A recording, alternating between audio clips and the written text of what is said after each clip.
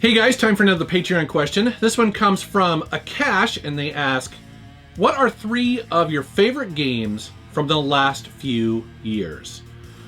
So to help me answer this question, I have assembled the Metal Jesus crew, and we're going to start with Reggie. First one I could mention probably would be Ys 8. Ys 8 really was like took my breath away. That's one of the first games in a long time that I didn't want to end. So if you haven't played Ys 8, definitely pick that one up. Horizon Zero Dawn is another one that blew me away. Great game. Just has so many good things with it. Graphics, story, lots of just all kind of cool things you could do in that game. And I would say the last game recently is probably the Resident Evil 2 remake. I'm a big fan of the original one. The remake did a lot of things that I know they wanted to do in the original game, like having live events like the Tyrant walking around pretty much. So I thought that was good. But those are my 3 games, and yeah. So my top 3 games of the last few years.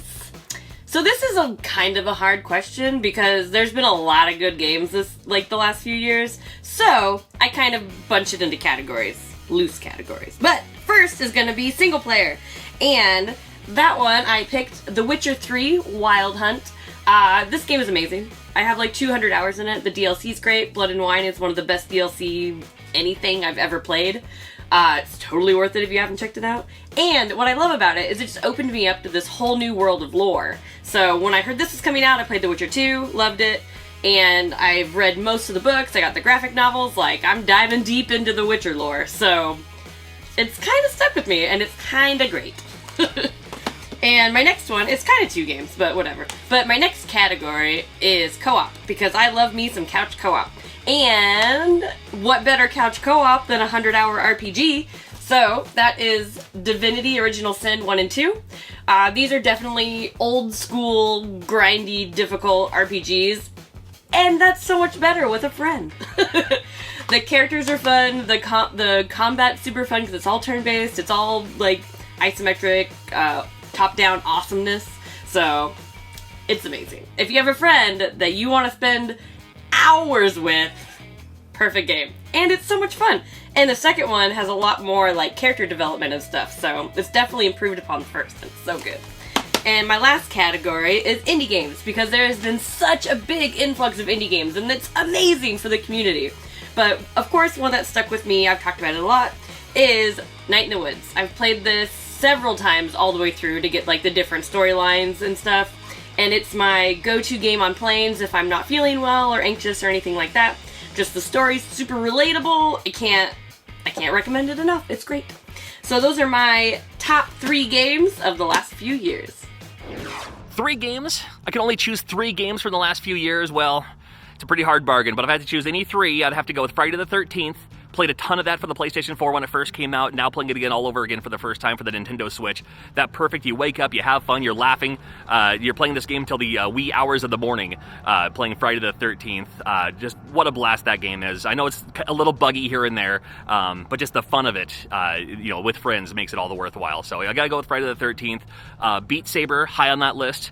Played it a ton for the PlayStation VR, now playing it for the Oculus Quest. I have psoriatic arthritis, and playing that game is almost like a therapy for me. It really helps. I play Beat Saber daily. That's that lightsaber rhythm game where you have to slice those boxes in order. If I take one more game, oh man, there's so many great games out there too. But without doing any honorable mentions or anything, let me give a shout out to the SNK Anniversary Collection. I know it's kind of cheating because it's a compilation collection, but it was full of all these great old arcade games that I grew up with that I completely forgot about, many of them. I mean, sure, I remember Ikari Warriors. You can play the NES version or the arcade version, but there's other games on there like Psycho Soldier and so much more. So one game I had a lot of fun with in the last few years was the SNK Anniversary Collection. What a great compilation that is. So, awesome question. I'm glad you asked. Okay, so first of all, 3 is a really good number because it means I can talk about 3 totally different games. So, first one is Monster Hunter World, and I know I'm playing it on Xbox One. No one's playing it on Xbox One. Doesn't matter. Monster Hunter has been one of my favorite series for a really long time, but it's historically been really, really difficult to get into as a newcomer. You basically had to have a friend who was already really into it to kind of show you the ropes and be patient with you and teach you how to play. It didn't explain things very well. Monster Hunter World changed that. It both explained things better, it also made a lot of like quality of life improvements. You no longer have to go through a mental checklist every time you go out to hunt. They'll actually like let you retrieve things from the camp instead of having to be like, oh man, I forgot hot drinks or whatever and have to restart the whole hunt. Anyways, it's really excellent. There's an expansion out now, which I haven't played yet because I don't want to lose another 300-ish hours of my life, but I highly recommend it if you like action games. People tell me if you like Dark Souls, you'll like it, like people who haven't played Monster Hunter before. That's weird because I don't like Dark Souls, but I really like Monster Hunter. You should give it a shot. Second game is Persona 5, which is a really, really excellent JRPG. If you've never played the Persona series, this is both a good and a bad place to start. It's good because obviously it's an excellent game. It's bad because it kind of ruins playing Persona 3 and 4, which are two of my favorite games of all time, because it makes the dungeons a whole lot more interesting, and the dungeons in 3 and 4 are kind of boring. But it's a really good, just turn-based JRPG. You'll get a whole lot out of the dialogue, out of the story. It's got a social link system where you'll end up kind of choosing how you spend your time, and it'll give you different benefits in battle and that sort of thing.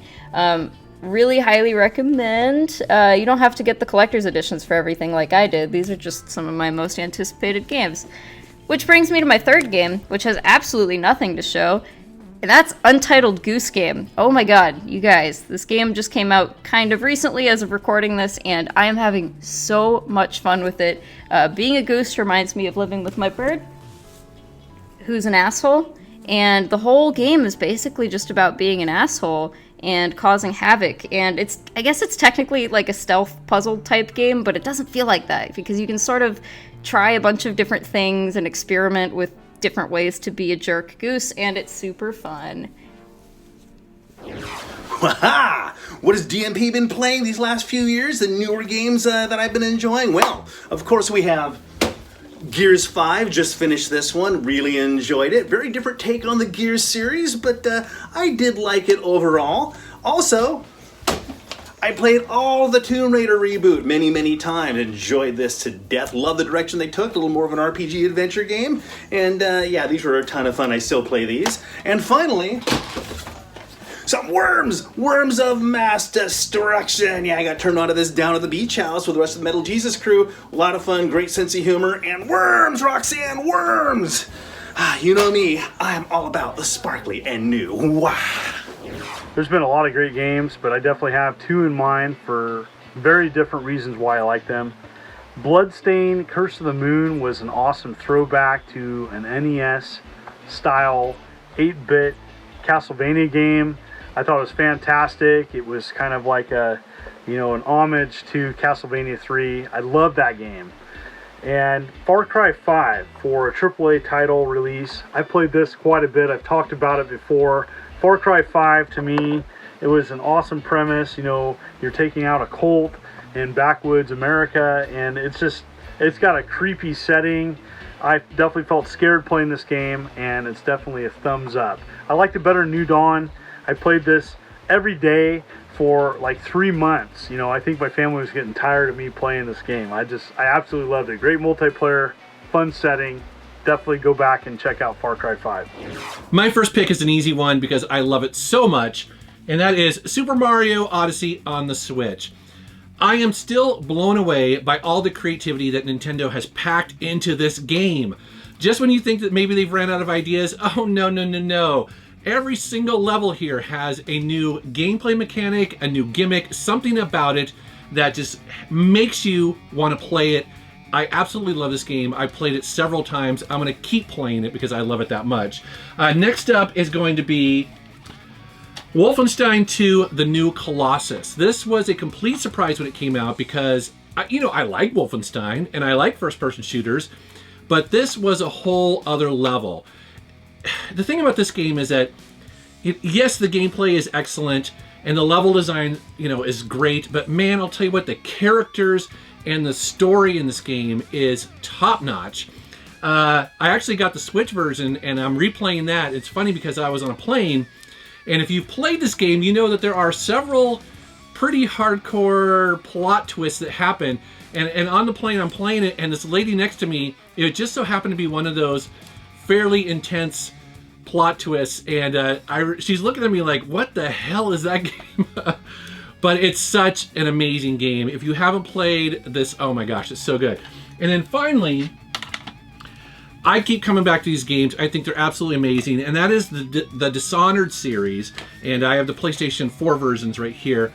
And man, you know, Dishonored 2, and then also Death of the Outsider. These are first-person stealth games, but they take place kind of in an alternate reality where it's a little bit more cyberpunk. There is magic in this world. It's just so creative, so well thought out.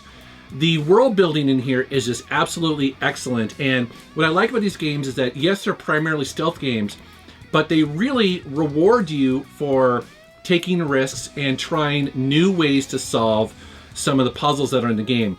Or maybe not really puzzles, but some of the missions that you will take on have multiple ways to solve them. And so it's a really fascinating, high quality series. And if you haven't tried the Dishonored games, you definitely should. So, all right, man, thank you very much for that question. That was excellent. So, all right, guys, thank you very much for watching. Thank you for subscribing, and take care.